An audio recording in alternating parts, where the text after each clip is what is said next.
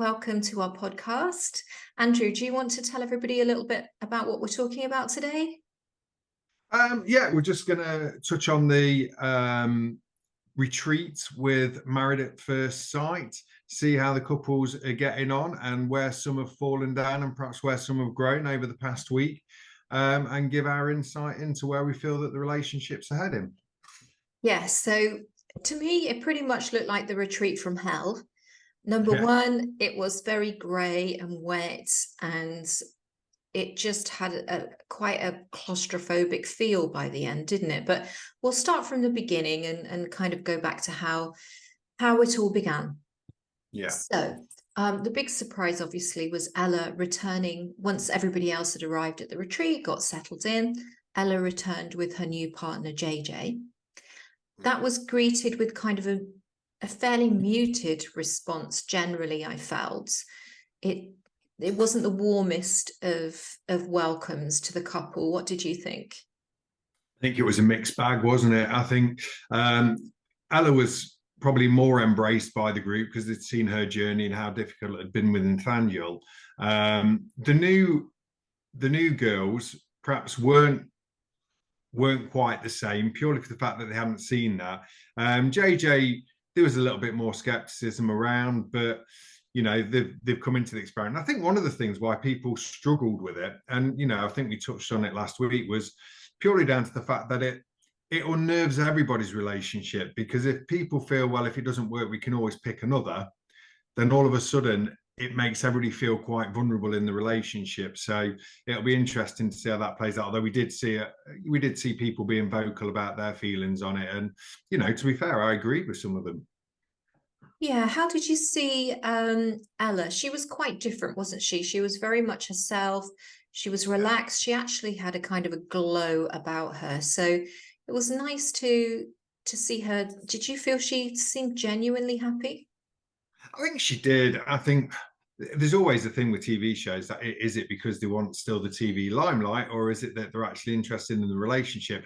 I think Ella looked a different person. We both said over the past few weeks that slowly her sparkle's gone out, and her flame has been disappearing. Whereas she did seem that vibrant person who's got opinions, quite self-confident. She'd been through a lot in her life to get to that point, and it wasn't being squashed now. It was almost being encouraged through JJ. So I do think it could be a strong match moving forward, depending if they grow as a couple.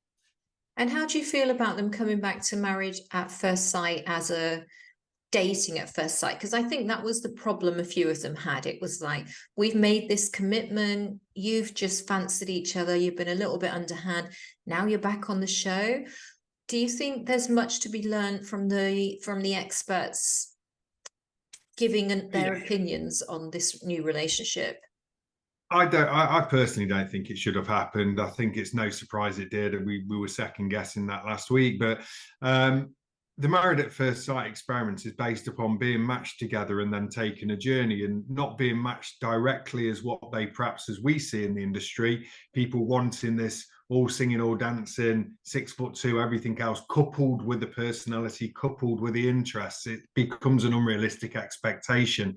So I think if they did feel that it was time to go, then it should have been time to go, because, as I say, I think it just discombobulates the whole group really into thinking, well, am I secure in this? Is my partner suddenly going to disappear? So for me personally, I don't think they should have been allowed back in for the sake of entertainment.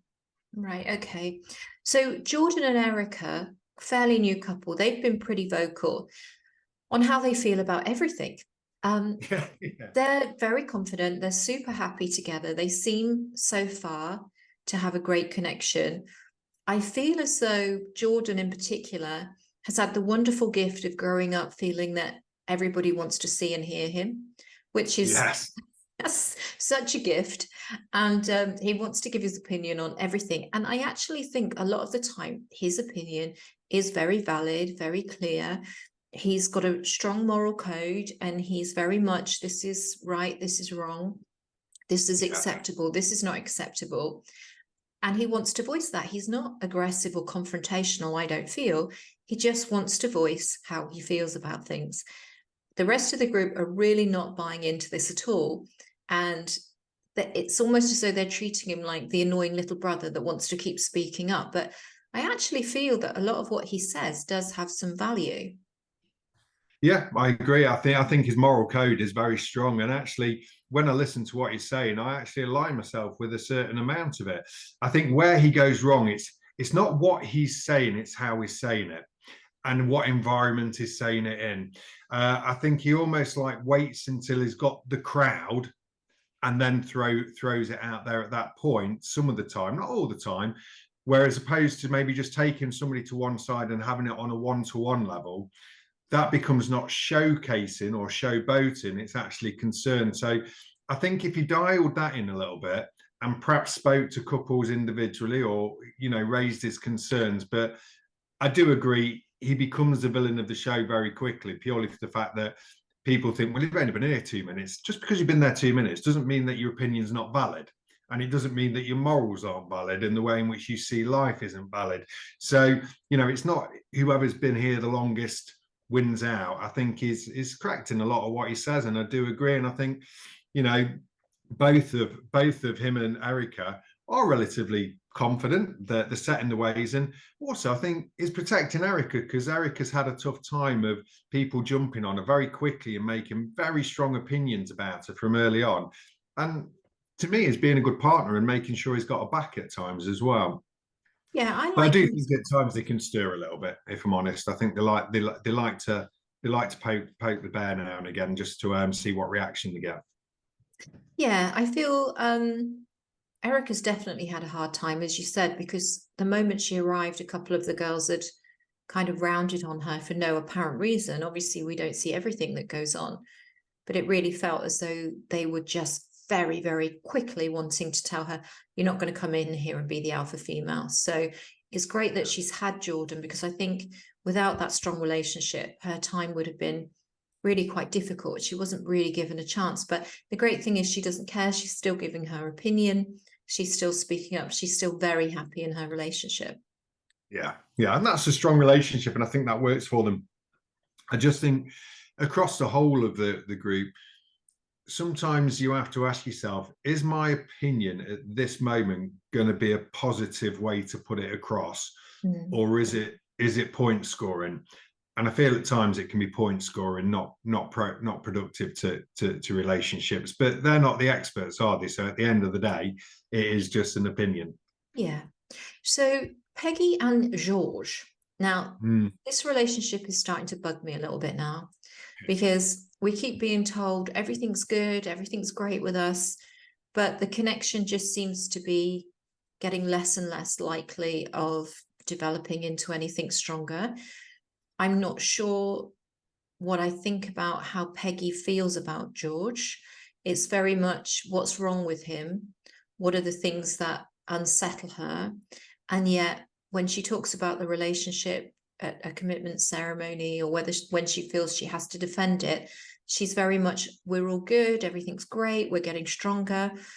And yet, it really doesn't feel that way. So I'm starting to wonder, is this a case of being here and wanting to stay on the show, or is it a case of really wanting to build a relationship with George?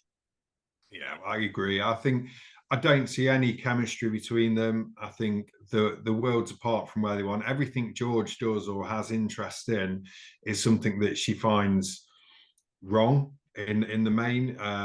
He's got his game in, fair enough, with his baguettes and whatever else is doing. He's already said after week one that he can stop doing that and he wouldn't continue if it made her feel uncomfortable. So for me, that's kind of done and dusted, unless he continues to do, which at the minute he can't.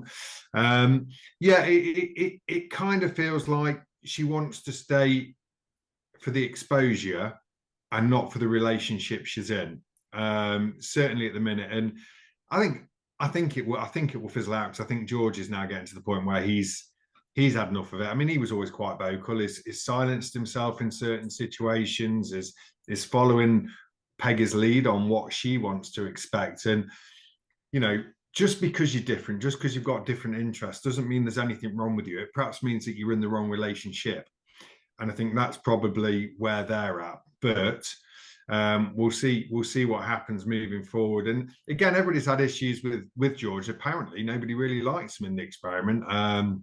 He's a big character, but I can't see that traveling much further forward, if I'm honest now. I'll be amazed. I think they'll get through this next commitment ceremony, but the one afterwards, I think, might be when the wheels fall off. Yeah, I mean, I might be missing something with George, but he seems to be pretty polite, seems to take things on board, seems to try to talk to the group really rationally. You know, he has been a lad. Yeah. He likes what he likes, but Peggy's making him sound like this complete freak half the time. And he's still sitting there and taking it in quite a dignified manner. And I'm just not, she's looking quite fed up. And as they say, she doesn't look happy. I'm just feeling this one really fizzling out. So we'll see what happens. But interestingly, Peggy was on Take Me Out, looking completely different. Have you seen? I haven't seen it actually. I didn't know. Yeah, I know you said. Yeah, yeah, so right. Dark, long dark, very, very dark hair, completely different. So it just makes you wonder. I like Peggy, but is this part of a game plan to be on dating shows and to somehow become a celebrity? Maybe not. Maybe I'm completely wrong. But this passive, aggressive attitude towards George, and yet proclaiming that everything's great, it just is not adding up for me. No, and I think George has changed most things to be what Peggy wants, but Peggy's not making the same concessions. Obviously, we hear every episode that sort of sexuality of a relationship is incredibly important to George, and there's been zero. Yeah. And all of a sudden, I think that's, especially after seeing his friend at the family, when the families came over to see them, I think that came to the surface of everything he's compromised on without getting any sort of compromise back. And if there's no sexual attraction, that's equally fine. Let them know and move on and find somebody you are sexually attracted to. But I do feel there's a little bit of stringing along for George at the minute, purely for the fact to stay on the show for Peggy. So we'll see if George breaks his silence, which I think he will at the commitment ceremony. Yeah. And the thing is, when you meet somebody, they're not everything about them is going to necessarily be in line with what you like to do or what you believe is right or wrong. And so you have to make a decision.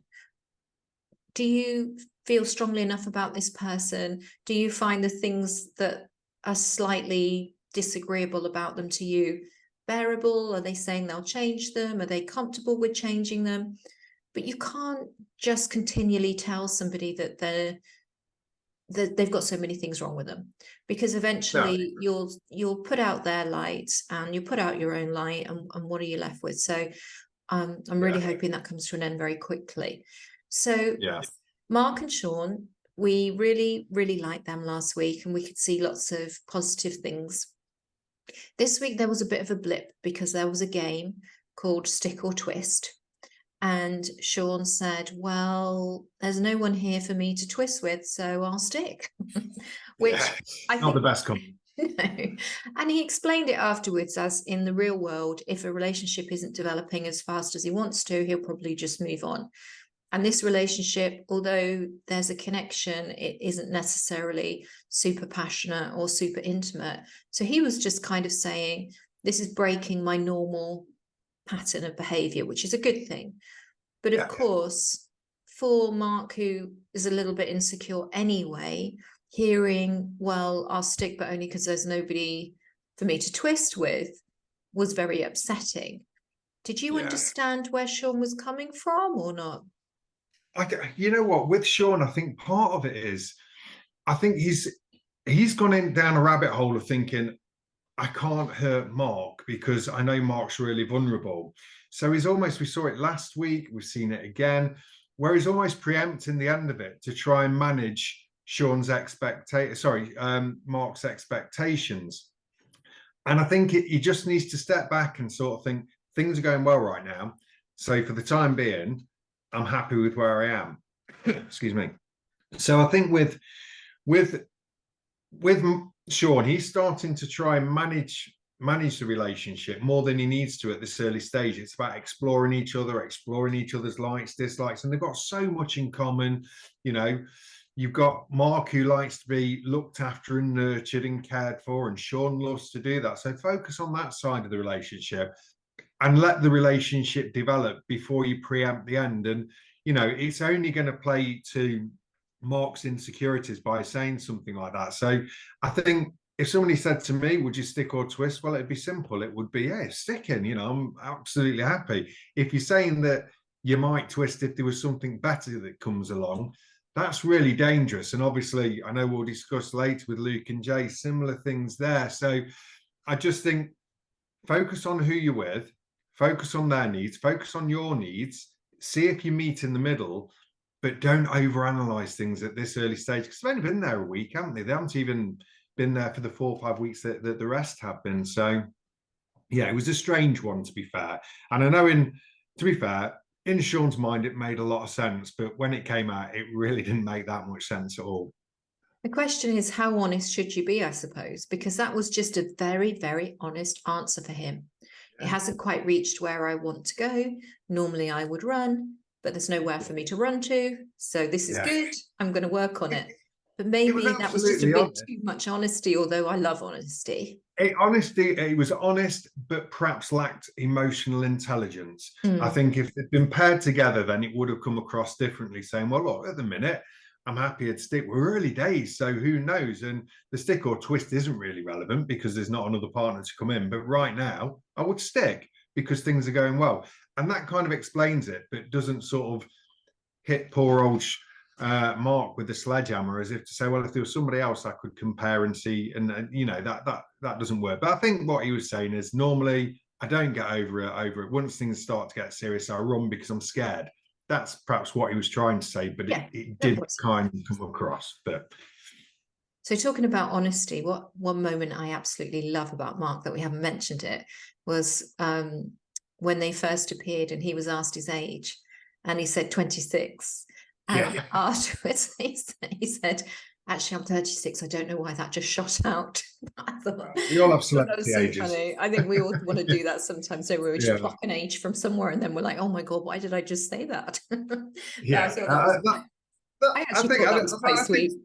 It was. And I think it's just his insecurity, isn't it? Of thinking, oh, will he like me as, you know, is who I am at the age I am, or do I need to invent something? But I think they'll settle down, and I think they'll grow stronger and stronger, if I'm honest. I think they're both committed to it. And I still think Mark and Sean will finish well. I don't think they'll fall by the wayside just yet, if I'm honest.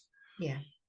So let's keep our fingers crossed for them. I do think they're a very cute couple. And also, when Mark explained why he said he was 26, not 36, because he wasn't where he wanted to be in life, I could kind of understand that as well. I think if anybody hits you with a direct question and knocks you off balance, who knows what's going to shoot out of your mouth. So I thought that was just a great example of somebody just going into complete panic, but then admitting it afterwards and saying, now I feel really silly, but you know, this is what I did. So good for him. For coming clean. Good for him for coming clean. So Jay and Luke, obviously we've thought that this is some kind of match made in heaven, everything's wonderful. We then started to see a few red flags with a difference between temperament, let's say. And then at the retreat, again, is this a case of just being too honest, where Luke is saying, look, Jay's so laid back and so relaxed, I feel like I could pretty much get away with anything. I mean, that's an observation, but again, the group were kind of questioning, well, why would you even think that? Why would you even be thinking, oh, great, I could get away with anything here? So it's a bit of a tricky one. What did you think? Yeah, I think it was a tricky one, because I genuinely think Luke really, really likes Jay. And I think she really likes him. And this is when you allow outside noise to infiltrate your relationship, which it clearly has, because everybody's had a say on it. Everybody's been in Jay's ear talking about it. Luke wasn't there to sort of justify what he had said. In the main, what he said was wrong. There's no getting around that. You know, if he could rob a bank and get away with £10 million, everybody would do it. Well, you're talking about money there, not relationship in the first instance, and emotions. His point was he wanted Jay to be stronger and to be confident enough to not sort of keep saying yes all the time. I think that came out in the truth, the likes and dislike week. But he just kept trying to push it through the group and almost wanted confirmation from the group that that is okay, and it wasn't. And yeah, we saw a few people challenge him, but there again he went, as soon as he left the dinner party, that's when everybody started voicing their opinions. I mean, I really felt sorry for Jay. You know, she was in a relatively vulnerable position because it had upset her anyway. But then to get everybody else jumping in and sort of confirming that, and not truly supporting her as friends, they weren't trying to give her both sides of it and say, look, Luke wouldn't do that. I think he perhaps has said it in the wrong way. And he was incredibly emotional afterwards. Once because she's obviously stopped away for the night, came back the next day and he'd not slept. And he could clearly see it. He had bags under his eyes and then he was crying. He generally cares for Jay, but maybe this is the wake-up call he needs, because I think he's said a couple of things of late, such as, I'm not going to move. I'm definitely not moving. It's very, this is it. You either come to me or that's it. So maybe it will lead him with a bit of help and a little bit of advice.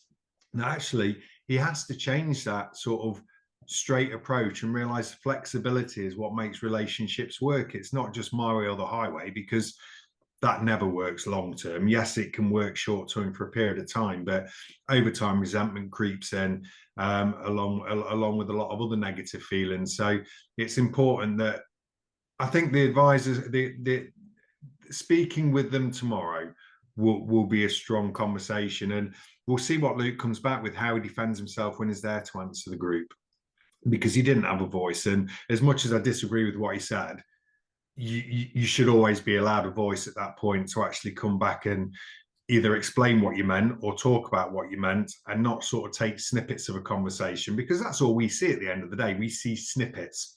So maybe he's got more to add to that when he's on the couch. Yeah. I mean, for me as a woman, the things that were more worrying, so much more worrying than the comment that he threw out about, oh, well, I could get another person's number and she wouldn't care, and would you rob a bank? Okay, that's just comments, quite, silly banter, whatever. What was more worrying was the extremes the following day, the standing in the wet car park crying because she'd only taken a bit of space for one evening at this point. Yeah. And she told him pretty calmly about what had happened. It wasn't as though she was raging. It wasn't as though she wanted to end everything, even though she was really cross the night before. To Luke, she was showing quite a soft side, really. I'm sure you've seen a woman raging. That was not one, was it? No, that wasn't that moment. And I think the other thing, it's exactly what Luke's been asking for. And now he's got it, he doesn't like it. So be careful what you wish for as well. Yeah, so the tears in the car park, and then the snippet we saw of the next episode where he's hammering on the door. We presume it's Jordan because he wants to have a showdown. To me, that behavior is much more alarming than making a comment that could be taken either way, because we can discuss the comment. He can tell me exactly what he meant. I can say, fine, that's great, but it made the group judge us a little bit. So perhaps if we care, let's think about what we're saying in a public arena. But yeah, the tears, the hammering on the door, of either gender, if you have a partner that responds to scenarios in that extreme way, it can become a very difficult relationship. And it appeared that Jay was kind of tagging behind. Jay is a peacemaker. She's always a peacemaker within the group, but does she want a lifetime of being a peacemaker to somebody that gets so emotionally out of control over things that really, it doesn't matter? If he feels secure in his relationship with Jay, he's apologized to her, he's explained what he means. What does it matter? No, I agree. And I think, let's be honest, Luke's had a fair few opinions of other people's relationships and been happy to voice them as and when he feels it's right. So, you can't always be the person speaking. Sometimes you've got to be the person listening as well. But I think his natural defense is not to accept responsibility for what is said, more to defend what he said and attack the people who's, if you like, sold him out. Exactly. Which, you know, Yeah. if you're going to say something, at least, you know, be a person who can stand by what you say and either learn from it or be steadfast in it, but don't pass it to somebody else as it being their fault, because that's just deflection, and you know, you can't trust deflection. No, it's a very weak way of dealing with things. If somebody says something to me within a relationship that I don't understand or I don't like, I will ask straight away, you know, what do you mean by that? You know, I'm uncomfortable with that. I really don't like that. Maybe to the point of being quite annoying, you know, because I'm always picking up on things. What exactly did you want? No, I'm not sure I like that. But, you know, it clears these things out very quickly. And I think Jay would have been quite happy for them to have talked it through together. She didn't enjoy the group rounding on her as she felt. But as you say, I think that was also a lot to do with her already feeling a little bit upset about a few things that had happened, and her own worry perhaps that this isn't quite the fairy tale that she imagined. But we know that there's never a fairy tale. You know, there's always going to be challenges and things to work out together. But with Luke behaving the way he is, I think it's going to be difficult for her to navigate those kind of conversations and little changes that might need to happen. Yeah, I agree. I think the bottom line is it's important to have disagreements. It's important to have things where you perhaps will pull a partner up at times and challenge them, because that's personal growth. And that's important for everybody. You know, if you want to be with somebody, we know at times there's bits of compromise, and that's important. You know, that's what makes things blossom. But if you're always right and you don't want to listen, and it's your voice or your opinion, and certainly going on banging on Jordan's door, I'll be honest with you, I don't fancy his chances against Jordan if he gets a little bit carried away. It's not. It's neither adults. You know, it's not a positive thing for their relationship. I think it will make Erica and Jordan stronger, because I think they'll join forces and stand very strong on their opinions. But I do think at the minute Jordan's being targeted at as an easy pickings from the group, and maybe that'll get addressed on the couch as well, because I think he's getting a bit of unfair heat at the minute. Yeah, I wonder if he is much less, whether he's much younger than the other guys, because the other guys definitely aren't really treating him with very much respect in the pecking order. I wonder if it would be different if he'd been there from the beginning, if he was a bit older, but he's definitely not really being heard by them. I think the thing is, it's probably not even I think it's probably not buying into the boys. This is the boys and that's the girls. His focus is on Erica, which is where it needs to be. So he isn't getting dragged along with all these other discussions, but he will call people's behaviour out. And at the minute, Luke's behaviour is poor. It doesn't make him a poor person or a poor human being. It's just certain things he's saying are poor. And you know, if Luke wants it to progress with Jay, then he's got to sort of accept that and think, actually, you know what? And this would have been the best thing to say. I could have done things differently. I could have said it differently. I didn't mean it to come across that way. You know that you are important to me, and we have got this fantastic relationship, but it's just hit defense. So none of that's been said, and now he just wants to go and break down the door of Jordan, which I don't think will end well. We'll see what happens. But so we also had Laura and Arthur. Laura feeling as though she was under attack as well, which is the second time she's felt under attack. I felt that there was some credibility to what people were saying. We've already said it's going to be difficult for her not to be in this kind of principal parent role, just because there is such a disparity in their levels of confidence, streetwise worldly wisdom. I don't know what you want to call it, but she's just so much more confident as a person, and he seems very much, well, he's admitted he's lied much of his life, little white lies here, there, everywhere, to try and make himself look better than he feels he is. So he does already have this kind of slight inferiority complex, whereas Laura's very strong. He seems to be defending her, saying it doesn't matter. I don't think she's trying to be a bad partner, but there is something a bit off between them. But they certainly did not want to hear that, did they?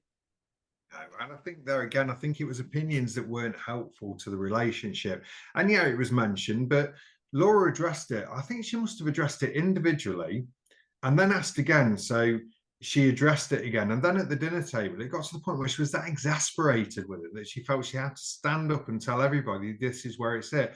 And you know, it's dead easy to judge other people's relationships. And I do think at times it's deflecting. If you feel you've got a wobble, let's put the heat somewhere else to avoid it being on us. And I do think they get on well. I think there was periods where Laura has challenged Arthur, and maybe perhaps there was that sort of teacher-student relationship for a period. I think they've perhaps come through that a little bit now. And they've moved to another stage. And of course, again, we don't see what goes on behind closed doors. But if Arthur's happy with it, and Arthur's openly said, I asked Laura to do this, because at times he's not really articulate and he can get things muddled. There's nothing wrong with that. And if he's happy for Laura and that's a conversation they've had, that it's okay, then again, it's okay. But I think Laura, I think, will step back from that role a little bit, and it might sort of sink in a little bit, and it might change a little bit. But I think Arthur, I love Arthur anyway. He's such a lovely bloke, and he's just wanting to protect her and make sure she's okay, which is exactly what Laura wanted and exactly what she's never had. So their strengths and weaknesses, which is every relationship, they complement each other. And I do think Arthur he might not be the most well spoken at times. He might not have a certain amount of education, which is talked about, but he understands Laura and he understands emotions and he's comfortable with it. And I think that it will bring them stronger together. And I do think that, there'll be a conversation about teacher pupil, but certainly when we think back to the other couple who left, who had teacher student issues, and they were big issues, this isn't of the same ilk. It's just guiding and developing each other and growing together and allowing Arthur to be Arthur, which Arthur said, this is what I want, and I am feeling more comfortable and I don't feel like I need to lie, probably because he's never felt worthy enough of somebody like Laura, whereas Laura's allowing him to feel worthy enough by keep telling him, look, you don't need to lie, you don't need to say this, because you're a fantastic human being in the person you are. Is that teaching somebody, or is that allowing them to grow? We'll see what transpires over the next few weeks. But for me, I think they'll come stronger from this. Yeah. And as I say, I really do like Arthur.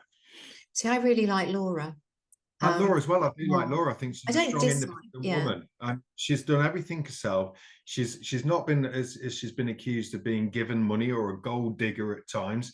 She's created everything she's got. But sometimes you can have people of the same sex or opposite sex who will be jealous, maybe feel a little bit in somebody's shadow when you've got somebody so confident. She knows her direction, and there's nothing wrong with that, but it can unnerve people who perhaps don't know their own direction and their own worth. So yeah, I do really like them. I do really like both of those. Yeah, I don't dislike Arthur. I quite like Arthur. I'd like to see a little bit more of Arthur, who he is when he's relaxed, and see his confidence grow. But I really like Laura, and I like the fact that she manages to carry herself in a very clear and strong way, even when she's feeling under attack. So let's see what happens for them. I'm not sure ultimately whether, well, how do I want to word this? I'm not sure Arthur ultimately will be strong enough for her in different ways, but let's see, because he may grow in confidence, and he, like you say, he is giving her all the things that she wants, that he's taking care of her. And those things are equally as important as being on the same kind of intellectual and self-esteem type levels. But when there is a real disparity there, it can, in time, become a little bit tricky. So let's see. Sure. But we'll see how it goes. What I like about Laura is the fact. Yeah, I like the fact that Laura called everybody out individually as well. All the boys, she sat down with each of them and challenged each of them individually. And you could see them squirming. And actually, that was very powerful, because as opposed to, she did obviously speak to address the whole group, But to do it individually first meant she isolated them as people. And that meant that it was just them and their views. They couldn't really, I think, I can't remember who it was who said, well, everybody was saying, she goes, don't talk to me about everybody. I want to talk about what you feel and what you've said. And that's really strong, because all of a sudden, strip back the group and it's just one person. They all felt exposed then and actually uncomfortable, which they should have, because if they had that opinion, they should have actually spoken to Laura directly, or Laura and Arthur together, not put it out there to the universe and then discuss it as a whole group. So I think Laura handled it, I agree, incredibly well, with dignity and justification as well. Yeah. So just quickly, because we've got to wrap up, but Ros and Thomas still going strong? Yeah, I love them. Yeah, they've come from the dark side, and they just keep growing and growing and growing. And you know, yeah, I've got high hopes for those now. I think they'll keep moving forward. And of course, intimacy's grown in lots of different ways now for them. But you know, that's good. They've had real conversations, not took offense to it, and grown together. So yeah, they're doing well though. They just seem so quietly settled and happy and calm right now, don't they? It's really nice to see, because we're seeing all of the other couples on a little bit of a roller coaster from one week to the next, but they really seem to be onto something. So very hopeful for them. They've done the hard yards, haven't they? Early on, they've done the hard yards, and now they're enjoying it. So yeah, pleased for them. Okay, so who knows what will have happened by this time next week?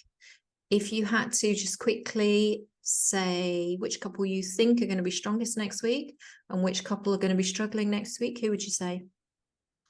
I still think Mark and Sean will come strong. I do think Erica and Jordan will be strong. And the other new couple, which I've just suddenly forgot their names, I think they're going down a good trajectory as well. But I do think the original pairings, I think they're all in a little bit of jeopardy at the minute. Well, most of them are. But we'll wait and see. The weakest, I think, could very well be Luke and Jay. I think that they could have some very tough times ahead. That's true. And that's such a turnaround, isn't it? From our original beliefs about how this was going to go. Yeah, shows you what I know. Well, do you know what? It shows you that peaking too fast is never a good thing. No, exactly. It's slow and steady always wins the race. Yeah, you've got to put that work in. And that is what relationships are about.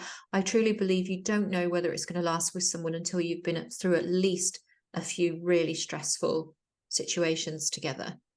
Not that I'm wishing that on anybody, but you just don't until you see somebody under real stress, or you really need them to kind of stand up. And I think what it does is when love outweighs the issue, that's when you know you're on the right trajectory. And until you've got an issue, you won't ever know that. So challenges are important because they either bring you closer or they blow it apart. But you need those moments to test it. So we'll wait and see. Maybe there's a way back for Luke and Jay, but I'm not quite sure. No, I mean, my feeling is when you get those moments and you're tested, you do not want your partner bursting into tears, hammering on someone else's door and potentially trying to get physical with them. You want them to be able to stand tall and calm and firm for you in an ideal world. So let's see. But I'm looking forward to talking to you next week. Yeah, you too. Yeah. Have a great weekend, and I will see you very soon. Bye-bye. See you next week. Bye-bye.